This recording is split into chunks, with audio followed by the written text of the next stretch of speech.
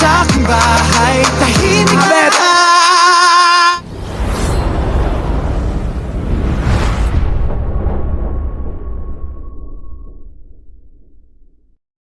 Idol, magandang tanghali po sa inyo lahat mga idol. At muli ako si Mike Rose Vlog TV Philippines. Yan po mga idol. Ops, akala nyo siguro mga idol horror na naman ang gagawin ko. Hindi naman po ngayon mga idol. Gagawa po ako ngayon ng isang reaction video. Kita naman po ang title, di ba mga idol? Kitang-kita nyo na mga idol. Ayan o, SB99 Ginto.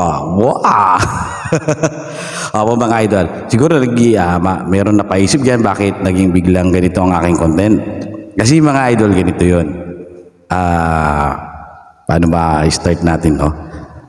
Naintriga lang kasi ako dito sa music na ito, itong Ginto na ito. Kasi tuwing mga anak ko, asawa ko, bakit naririnig nila ito? Alam mo ba yung para silang kiti-kiti?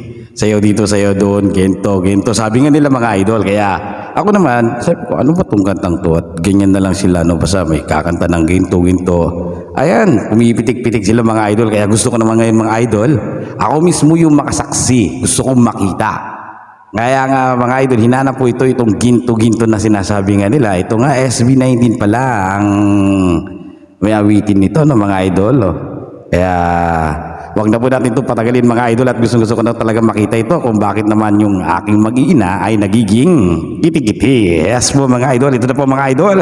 Let's do it!